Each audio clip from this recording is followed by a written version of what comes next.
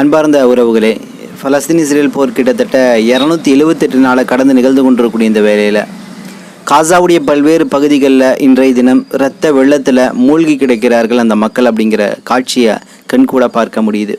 குறிப்பாக மத்திய காசா பகுதி, தேர் அல் பலத் ஆகட்டும், அல் புரூஸ் பகுதியாகட்டும், இந்த பகுதிகளில் மக்கள் எந்த விதத்திலும் தற்காத்து கொள்ள முடியாத ஒரு சூழலில் இருக்காங்க. வரக்கூடிய காட்சிகள் எல்லாமே மீண்டும் மீண்டும் நம்மளை மிகப்பெரிய சோகத்தில் ஆழ்த்துது அப்படிங்கிற விஷயத்தை பார்க்க முடியுது. மறுபக்கம் சவுதி அரேபியா ஓரளவு தெம்பும் திராணியோடு ரஷ்யாவுக்கான ஒரு ஆதரவு சில வார்த்தைகளை இன்னைக்கு எச்சரிக்கையாக அமெரிக்கா, யூரோப் கண்ட்ரிக்கு கொடுத்துருக்கு அப்படிங்கிற விஷயத்தை நம்மளால் பார்க்க முடியுது. மறுபக்கம் பிரான்ஸில் புதிய ஆட்சி மாற்றம் என்பது பலஸ்தீனுக்கு ஆதரவான ஒரு சூழலை நோக்கி போயிருக்கு. ஸோ இந்த செய்திகளை குறித்து தான் இந்த காணொலியில் பார்க்க போகிறோம். பார்ப்பதற்கு முன்னாடி நம்ம இந்த சேனலை மறக்காமல் சப்ஸ்கிரைபர் செய்து உங்கள் உறவினர்களுக்கும் நண்பர்களுக்கும் இந்த செய்தியை பகிருங்க. வாங்க காணொலிக்குள்ளே போவோம். அன்பார்ந்த நண்பர்களே, பலஸ்தீன் இஸ்ரேல் போர் ஆரம்பித்து கிட்டத்தட்ட 9 மாதம் ஆயிடுச்சு. காசாவுடைய சுகாதாரத்துறை அமைச்சகம் இன்றைக்கி வெளியிட்டிருக்கக்கூடிய செய்தி என்னென்னா, கிட்டத்தட்ட 40,000 கடந்து காசாவுடைய இனப்படுகொலை இறப்பு விகிதம் என்பது அதிகரிச்சுட்டே போகுது. இதில் பாதிக்கு பாதி கிட்டத்தட்ட குழந்தைகள், பெண்கள், முதியவர்களாக காணப்படுகிறார்கள் அப்படின்னு சொல்லக்கூடிய ஒரு அதிர்ச்சிகரமான தகவலை இன்றைக்கி வெளியிட்டிருக்கிறாங்க. மறுபக்கம் வெஸ்ட் பேங்க்ல இன்னைக்கு மீண்டும் காசாவை போலவே ஒரு இன அழிப்புக்கான வேலை என்பது அங்கே துரிதமாக அங்கே இருக்கக்கூடிய செட்டிலர்ஸ் தீவிரவாதிகள் மூலமே முன்னெடுக்கப்படுது. இங்கே ஐடிஎஃப் தீவிரவாத அமைப்பு இராணுவப்படை ஒரு பக்கம் காசாவில் ஹமாஸோடு மற்ற போராளி குழுக்களோடு ஃபைட் பண்ணிகிட்டு இருக்குது. அதே வேளையில் ஹிஸ்புல்லாவோட போர் செய்கிறோம்னு சொல்லிட்டு காசாவில் இருக்கக்கூடிய சில பெட்டாலியன் குரூப்பை ஹிஸ்புல்லா கூட அனுப்பி அங்கே போருக்கான வேலையை 2 வாரமாக செஞ்சிட்டு இருக்குது. இன்னொரு குரூப் வெஸ்ட் செட்டிலர்ஸுகளாக இருக்கக்கூடிய தீவிரவாதிகள், இவங்க இராணுவ உடையில் இருக்க மாட்டாங்க, அன்யூனிஃபார்மில் இருப்பாங்க. ஆனால் ஜியோனிச தீவிரவாத சிந்தனை கொண்டவர்கள். இங்கே எப்படி காவி உடையோடு இருக்கக்கூடிய பெரிய இராணுவத்திலையும் மிலிட்ரியிலையும் இருக்க மாட்டான், சாதாரண மனிதனாக இருப்பான், அவன் சங்கியாக இருப்பான். அவன் முஸ்லீம்களை எப்படி தேடி தேடி அடிப்பானோ, ஜெய் ஸ்ரீராம் என்று சொல்லி எப்படி கட்டாயப்படுத்துவானோ, அதுபோல் வெஸ்ட் பேங்கில் இருக்கக்கூடிய ஜியோனிச தீவிரவாதி இவன் ஒரு சாதாரண குடிமகனாக இருப்பான். குடிமகன்னா செட்டிலர்ஸ் தீவிரவாதி, ஆக்கிரமிப்பட்ட நிலத்தில் இருந்து கொண்டு இது ஏன் வீடுன்னு அதிகாரப்படுத்திட்டு இருப்பான். இந்த தீவிரவாத கும்பல் என்ன பண்ணிட்டு இருக்குன்னா, இராணுவ அதிகாரங்களை கையில் எடுத்துக்கொண்டு, இராணுவ தளவாடங்கள், துப்பாக்கிகளை கையில் எடுத்துக்கொண்டு வெஸ்ட் பேங்கில் இன்னைக்கு முஸ்லீம்களை வேட்டையாடிட்டு இருக்குது. ஸோ இதை அறிந்து கொண்டு அங்கே இருக்கக்கூடிய வெஸ்ட் பேங்கில் இருக்கக்கூடிய பலஸ்தீன மக்கள் எல்லாமே ஒன்று சேர்ந்து இன்னைக்கு இந்த செட்டிலர்ஸ் தீவிரவாதிகளை ஓட விரட்டி இருக்கிறாங்க. குறிப்பாக இந்த செட்டிலர்ஸ் தீவிரவாதிகளுக்கும் வெஸ்ட் பேங்க்ல உருவான போராளி குழுக்கள் அல் குட்ஸ் பிரிகேட்ரு, இன்னும் அல் அக்ஸா பிரிகேட்ரு சொல்லக்கூடிய போராளி குழுக்களுக்கும் இந்த செட்டிலர்ஸ் தீவிரவாதிகளுக்கும் மத்தியில் பெத்லகேம் பக்கத்தில் கிறிஸ்தவர்கள் அதிகமாக சிரிந்து வாழக்கூடிய, கிறிஸ்தவர்களுடைய புனித தலமாக இருக்கக்கூடிய அந்த பெத்லகேம் பக்கத்தில் இன்னைக்கு அதிகாலையிலிருந்து மிகப்பெரிய சண்டை ஏற்பட்டு இருக்கு அப்படிங்கிற அண்மை செய்தியும் அந்த வண்ணம் இருக்கு. அடுத்து மத்திய காசா பகுதியில் இஸ்ரேலுடைய ஐடிஎஃப் தீவிரவாதிகளுக்கும் ஹமாஸுக்கும் மத்தியில் சண்டை ஏற்பட்டு கொண்டிருக்கிறது. இதில் குறிப்பாக மத்திய காசா பகுதி, தேர் அல் பலத் என்று சொல்லக்கூடிய அந்த இடம் போன்ற இடங்களில் இஸ்ரேலி துருப்புகள் கிட்டத்தட்ட 10 துருப்புகள் இறந்திருக்கிறாங்க அப்படிங்கிற செய்தி வருது. அவர்களுடைய மெர்கவா டேங்கில் இருக்கக்கூடிய குண்டுகள் வெடித்து இறந்ததான செய்தி ஒரு பக்கம் வந்துட்டு இருக்குது. மறுபக்கம் அல் புரூஜ் என்று சொல்லக்கூடிய முகாம் மேலே இஸ்ரேல் வீசின குண்டில் கிட்டத்தட்ட 6 பச்சிலம் குழந்தைகள் எல்லாமே இறந்திருக்கிறாங்க. அதே முகாமில் சில நபர்களும் இறந்திருக்கிறாங்க. இதில் கொடுமை என்னன்னு கேட்டிங்கன்னா, அங்கு இறந்த நபர்களுடைய உடல்கள் எல்லாமே ஒரு வண்டியில் கிடக்குது. கை கால்கள் கிடையாது, சில பேருக்கு முகம் கிடையாது. அதில் பல நபர்கள் இறந்துடுறாங்க. சில நபர்கள் உயிருக்கு போராடிட்டு இருக்கிறாங்க. அதில் ஒரு நபர் தன் கை ஃபுல்லாகவே கட்டாயிருச்சு, முகத்துடைய பாதி பகுதி எல்லாமே அப்படியே சிதைந்து விட்டது. அப்போ அந்த சூழலில் ஒரு முஸ்லீம் சகோதரன் போய் அந்த அடிபட்ட நிலையில் இருக்கக்கூடிய சகோதரனை தூக்கி களிமா சொல்லி கொடுக்குறான். அஷ்ஹது லா இலாஹா இல்லல்லாஹ், அஷ்ஹது அன்ன முஹம்மது ரசூலுல்லாஹ்னு அந்த வேதனையோடு அந்த இறக்க நிலையில் இருக்கக்கூடிய அந்த சகோதரன் களிமா சொல்கிறான். ஸோ இந்த அளவு தேடி தேடி அந்த ஒரு ஜனாசாக்கு மட்டும் கிடையாது, அங்கே உயிருக்கு போராடி கொண்டிருக்கக்கூடிய ஒவ்வொரு ஜனாசாக்கும் சக முஸ்லீமாக இருக்கக்கூடிய நபர், அடுத்த மரணம் தனக்கும் ஏற்படும் என்று இருக்கக்கூடிய நபர் தேடி தேடி போய் இன்னைக்கு ஷஹாதத்து களிமாவை சொல்லி கொடுத்து அவனுக்கு சுனத்துடைய வாய்ப்பை திறந்து கொடுக்குறான். இந்த அளவு மன உறுதியோடு இருக்கிறாங்க. ஸோ இதனால தான் அங்கே இருக்கக்கூடிய சில யூடியூபரும் இருக்கிறாங்க. உள்ளுக்குள்ள யூடியூபர்கள் இருந்து கொண்டு இந்த செய்திகளை, காசா பற்றிய விஷயங்களை வெளி உலகத்துக்கு கொடுக்குறாங்க. அப்படி ஒரு சகோதரர் என்ன பண்ணுறாருன்னா, பல நபர்கள்ட்ட போய் ஒரு பேட்டி எடுக்கிறாரு. என்ன பேட்டினா, யூரோப் கண்ட்ரியில் உங்களுக்கு கிட்டத்தட்ட ஒரு $1000 பணம் கொடுக்குறாங்க, ஒரு சொகுசான வீடு கொடுக்குறாங்க. பலஸ்தீன் நிலத்தை விட்டு நீங்கள் போயிடுவீங்களான்னு சொல்லிட்டு ஒரு இன்டர்வியூ எடுக்கிறாங்க. ஸோ இதில் வயது வரம்பு இல்லாமல் 10 வயது 20 வயதுன்னு சொல்லிட்டு சிறு வயது வந்து முதியவர்கள் வரை எல்லாத்துட்டும் இன்டர்வியூ எடுக்கக்கூடிய சமயத்தில் எல்லாரும் ஒரே ஒரு பதில் தான் சொல்கிறாங்க. இந்த நிலம் எங்களுக்கானது, இந்த நிலத்தில் நாங்கள் மடியவே பிறந்துள்ளோம், இந்த நிலம் வெற்றி பெறும் வரை நாங்கள் இங்கே இருப்போம், அந்த இடைப்பட்ட காலத்தில் மரணம் எங்களுக்கு கிடைக்கும்னா அதை விட உயர்ந்த கிஃப்ட்டு பரிசு எங்களுக்கு கிடையவே கிடையாதுங்கிற அளவுக்கு மன உறுதியோடு ஒரு சின்ன பிள்ளை 7 வயசு பிள்ளை அந்த பிள்ளை சொல்லுது, இந்த நிலம் எங்களுக்கானது, இதற்காக தான் போராடிட்டு இருக்கோம், 70 ஆண்டுகள் இதற்காக தான் போராடிட்டு இருக்கோம், ஸோ இந்த நிலத்தை விட்டு நாங்கள் போக மாட்டோம், இந்த நிலத்தில் மடிவோம், அதற்காக பிறந்தோன்னு. ஸோ எவ்வளவு மன உறுதியோடு இன்னைக்கு இருக்காங்க. இந்த உறுதிக்காகத்தான் இறைவன் நிச்சயமாக இந்த நிலத்திற்கு வெற்றி கொடுப்பான்னு நம்மளால் பார்க்க முடியுது. மறுபக்கம் இன்னைக்கு வெள்ளை மாளிகையிலிருந்து சில செய்திகள் வந்திருக்கு. வெள்ளை மாளிகையில் செய்தி தொடர்பாளராக இருக்கக்கூடிய மேத்யூ மில்லர்கிட்ட சில செய்தி தொடர்பாளர்கள் பத்திரிகையாளர் கேள்வி கேட்குறாங்க. எங்க ஜி, கிட்டத்தட்ட 70 ஆண்டுகளில் 1,80,000 நபர்களுக்கு மேற்பட்ட நபர்களை இஸ்ரேல் இனப்படுகொலை செஞ்சிருக்கு இந்த 70 ஆண்டு காலத்தில். இதற்கு உங்களுடைய பதில் என்ன?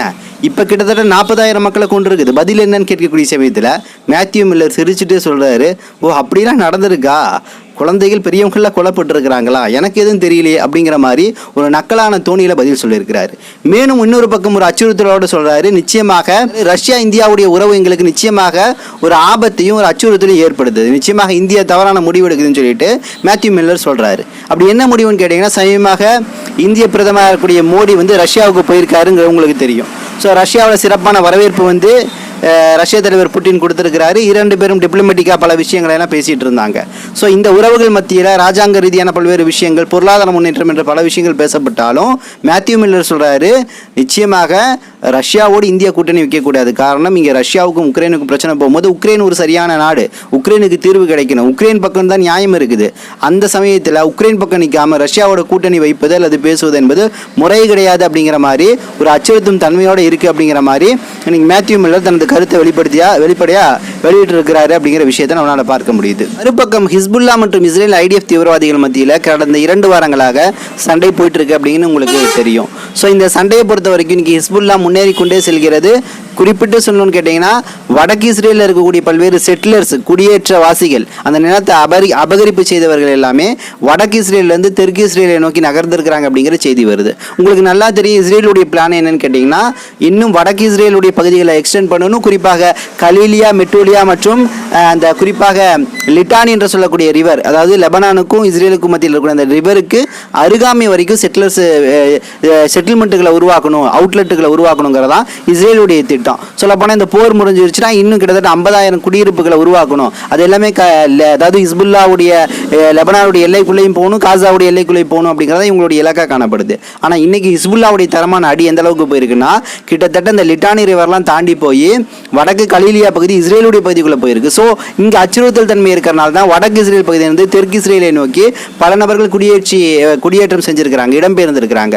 ஸோ இஸ்ரேலுக்கு இது ஒரு ஃபால்ட்டாக காணப்படுது. ஏன்னா அவங்க ஆசை எல்லாமே செட்டிலர்ஸுகளை அங்கே நிறுத்தணும் தான். ஆனால் செட்டிலர்ஸுகளே பயந்து ஓடக்கூடிய சமயத்தில் அந்த இடங்கள்லாம் மீண்டும் வந்து ஹிஸ்புல்லா கையிலையோ அல்லது ஹமாஸ் கையிலையோ போயிருச்சுன்னா தங்களுடைய இலக்கு எல்லாமே ஃபெயில் ஆயிரும் அப்படிங்கிறதான் இவங்களுடைய எண்ணமாக காணப்படுது. ஸோ அதை நோக்கி தான் இன்னைக்கு முன்னேறுவதற்கான சில வேலைகளை செஞ்சுட்டு இருக்கிறாங்க.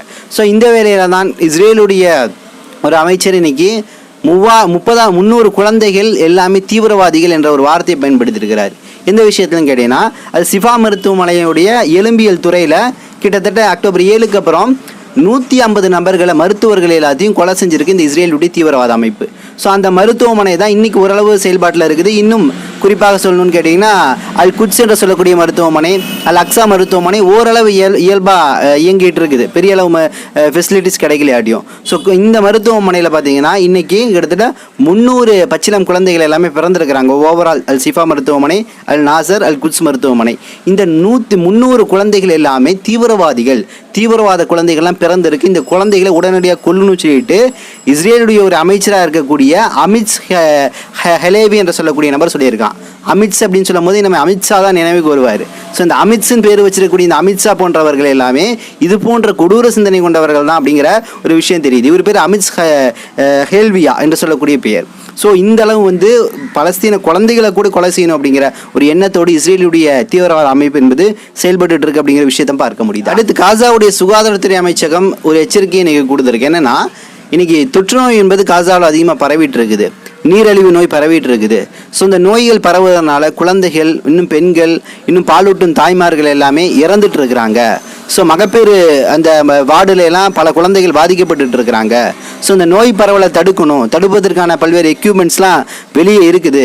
குறிப்பாக இது இங்கே வந்து கிட்டத்தட்ட 1000க்கும் மேற்பட்ட இது போன்று பாதிக்கப்பட்டவர்களுக்கு காசாவிலேருந்து வெளியே போய் ட்ரீட்மெண்ட் கொடுக்கணும், அதற்கான ஃபெசிலிட்டிஸ் கூட கிடையாத ஒரு சூழலில் இருக்கிறோம் அப்படின்னு சொல்லக்கூடிய ஒரு மனவேதனையான ஒரு விஷயத்தை வந்து இன்னைக்கு சுகாதாரத்துறை அமைச்சகம், காசாவுடைய சுகாதாரத்துறை அமைச்சகம் வந்து இன்னைக்கு வெளியிட்டிருக்கு அப்படிங்கிற விஷயத்தை நம்மளால் பார்க்க முடியுது. அடுத்து இன்னைக்கு கட்டுக்கடந்த சுதந்திரத்தை வந்து இன்னைக்கு இஸ்ரேல் IDF தீவிரவாதிகளுக்கு இன்னைக்கு வந்து பெஞ்சமின் நேத்தன்யாகு கொடுத்துருக்கிறார். எந்த அளவுனா காசாவுடைய பகுதிகளில் நீங்கள் என்ட்ரி ஆகிட்டீங்கன்னா உங்களுக்கு கண்ணில் யார் படுறாங்களோ, எந்த வயதுக்கு உட்பட்டவங்க படுறாங்களோ அவங்கள சுட்டு வீழ்த்துங்க.